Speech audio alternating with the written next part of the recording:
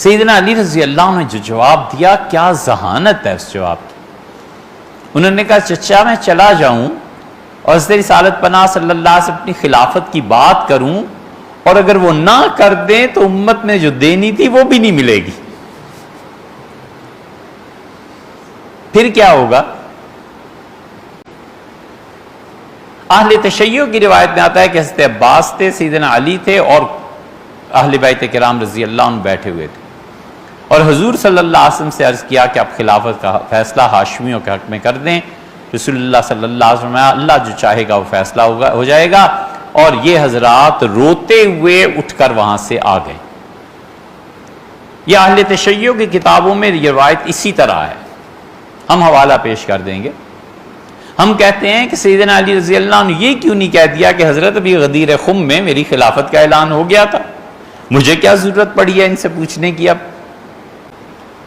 حتیٰ کہ اہل تشیع کی دوسری روایت سناتا ہوں، یہ خمینی صاحب کی کتابوں میں بھی ایک جگہ آئی ہے، ایک جگہ انہوں نے اس کا حوالہ دیا ہے، وہ بہرحال بڑے پڑھے لکھے آدمی تھے اور ان کی تفاسیر میں تو ہے ہی ہے۔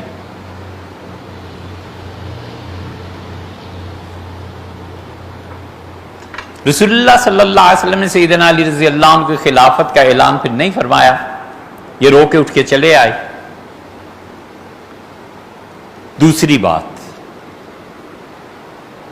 ان کے یہاں کتابوں میں لکھا ہوا ہے، ہمارے ہاں بھی بعض لوگوں نے اس روایت کو نقل کیا، حضرت رسالت مآب صلی اللہ علیہ وسلم، یہ جو سورہ تحریم کی ابتدائی آیات ہیں نا، لِمَ تُحَرِّمُ مَا أَحَلَّ اللَّهُ لَكَ، آپ کیوں اس چیز کو حرام کر رہے ہیں جو اللہ نے آپ کے لیے جائز قرار دی ہے، اس میں ہمارے ہاں یہی کہتے ہیں کہ مغافیر ایک شہد تھا، اس کی بو تھی، رسول اللہ صلی اللہ علیہ وسلم کے سامنے شہد رکھ دیا گیا، وقت لگ گیا، یہ روایت آپ 28ویں پارے کی دیکھ سکتے ہیں۔ تو حضور صلی اللہ علیہ وسلم کو بو سے شدید وحشت ہوتی تھی کیونکہ فرشتے آتے تھے آپ کے پاس، تو رسول اللہ صلی اللہ علیہ وسلم اللہ کی قسم میں شہد استعمال نہیں کروں۔ ہمارے نزدیک اس کی تفسیر یہ ہے کہ اللہ نے اس پہ وحی نازل کی اور اللہ تعالیٰ نے فرمایا کہ کیوں آپ نے شہد کو حرام قرار دیا جبکہ اللہ نے اسے جائز قرار دیا۔ قد فرض اللہ لکم ان تحلۃ، اللہ نے ضروری قرار دیا ہے کہ آپ اپنی قسم توڑیں۔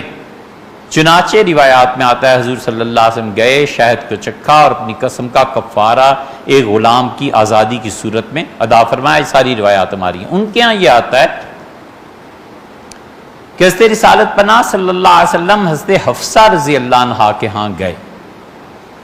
حفصہ رضی اللہ عنہ کا حجرہ تھا، ان کا بستر تھا، ان کی باری تھی، حضور صلی اللہ علیہ وسلم وہاں رہنا تھا، رات وہاں گزارنی تھی، اور حفصہ رضی اللہ عنہ کسی کام سے کہیں گئی ہوئی ہوں گی کسی کے گھر، اور نبی کریم صلی اللہ علیہ وسلم کی باندھی تھی ماریہ۔ اہل تشیع کے ہاں یہ ہے کہ ماریہ حضور صلی اللہ علیہ وسلم کو وہاں مل گئی اور آپ نے اس سے قربت اختیار کی، اور آپ بھی فارغ ہوئے تھے کہ حفصہ رضی اللہ عنہ آ گئیں اور ان کا اللہ کے رسول یہ کیا چیز ہے، میری باری، میرا بستر، میرا حجرہ اور ماریہ آپ کے ساتھ۔ حضور اقدس صلی اللہ علیہ وسلم نے حفصہ کو سمجھایا ایک طرف کر کے اور کہا کہ خوش ہو جاؤ مجھ سے، میں ماریہ کو اپنے لیے حرام کرتا ہوں، اللہ کی قسم آئندہ ماریہ سے میرا کوئی تعلق نہیں ہوگا۔ بقول ان کے اللہ نے اس چیز کو کہا کہ آپ نے اس کو حرام کیوں کر دیا جو آپ کے لیے جائز تھی۔ بات اگلی ہے، اور رسول اللہ صلی اللہ علیہ وسلم نے انہیں اپنی اہلیہ کی خوشی کے لیے کہا کہ حفصہ میرے بعد ابوبکر کو خلافت ملے گی اور ابوبکر کے بعد تمہارے والد کو خلافت ملے گی۔ تو حفصہ رضی اللہ عنہ نیچرلی خوش ہوئی کہ میرے والد کو خلافت ملے گی۔ اب ناراض بیوی کو منانے کے لیے اسے خوشخبری دینا، اگر رسول اللہ صلی اللہ علیہ وسلم غدیر خم میں فیصلہ فرما گئے تھے تو آپ اس کو کیا کہیں گے، یہ رسول اللہ صلی اللہ علیہ وسلم نے کیا کہا کہ تمہارے والد کو خلافت ملے گی، یہ کس بات کی خوش کرنا تھا اور مبارکباد دینی تھی؟ آپ خود سوچیں۔ یہ روایت بالکل تفسیر صافی میں، اہل تشیع کی تفسیروں میں کئی جگہ، خوینی صاحب نے بھی اس کا ایک جگہ ذکر کیا یا حوالہ دیا ہے، مدت ہوئی اب تو کہیں 80 میں پڑھا تھا۔ حضور اکرم صلی اللہ علیہ وسلم فرمایا کہ من کنت مولا فعلی، میں جس کا آقا ہوں علی اس کے آقا رضی اللہ عنہ۔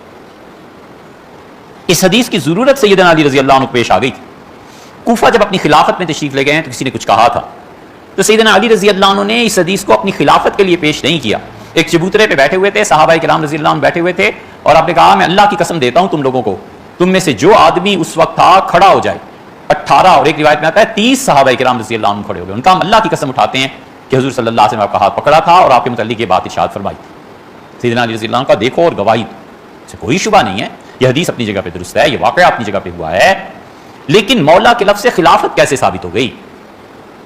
یہاں آ کر پیش پڑا اہل سنہ اور اہل تشیع کے درمیان۔ وہ کہتے ہیں ہاتھ پکڑ لینا، بلند کرنا اور اعلان فرما دینا، یہی سب کچھ تھا۔ حضرت رسالت مآب صلی اللہ علیہ وسلم مدینہ منورہ پہنچے،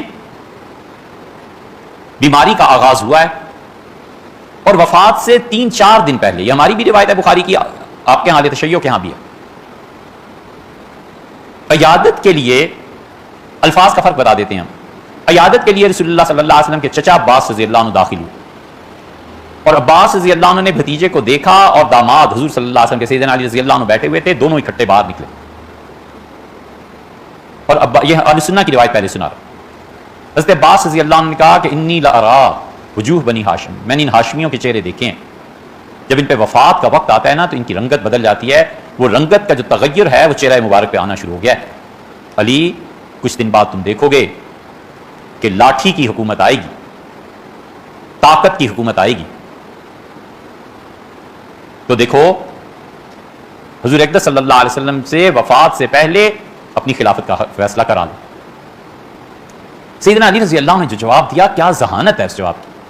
انہوں نے کہا چچا میں چلا جاؤں اور حضرت رسالت پناہ صلی اللہ علیہ وسلم اپنی خلافت کی بات کروں، اور اگر وہ نہ کر دیں تو امت نے جو دینی تھی وہ بھی نہیں ملے گی، پھر کیا ہوگا؟ اہل تشیع کی روایت میں آتا ہے کہ حضرت عباس تھے، سیدنا علی تھے، اور اہل بیت کرام رضی اللہ عنہ بیٹھے ہوئے تھے، اور حضور صلی اللہ علیہ وسلم سے عرض کیا کہ آپ خلافت کا فیصلہ ہاشمیوں کے حق میں کر دیں۔ رسول اللہ صلی اللہ علیہ وسلم اللہ جو چاہے گا وہ فیصلہ ہو جائے گا، اور یہ حضرات روتے ہوئے اٹھ کر وہاں سے آ گئے۔ یہ اہل تشیع کی کتابوں میں یہ روایت اسی طرح ہے، ہم حوالہ پیش کر دیں گے۔ ہم کہتے ہیں کہ سیدنا علی رضی اللہ عنہ یہ کیوں نہیں کہہ دیا کہ حضرت ابھی غدیر خم میں میری خلافت کا اعلان ہو گیا تھا، مجھے کیا ضرورت پڑی ہے ان سے پوچھنے کی؟ اب کیوں حضرت عباس رضی اللہ عنہ کا اپنے لیے خلافت کا پوچھ لو؟ غدیر خم میں 1,00,000 آدمیوں کے تقریباً ان کے سامنے اگر وہ سب سمجھے ہوتے کہ خلافت سیدنا علی رضی اللہ عنہ کا اعلان ہو گیا ہے، یہ قضیہ کیا ہو گیا تھا؟ یہ کیا چیز پیش آ گئی تھی؟ کیوں سیدنا علی رضی اللہ عنہ نے کہہ دیا کہ خلافت میری ہے؟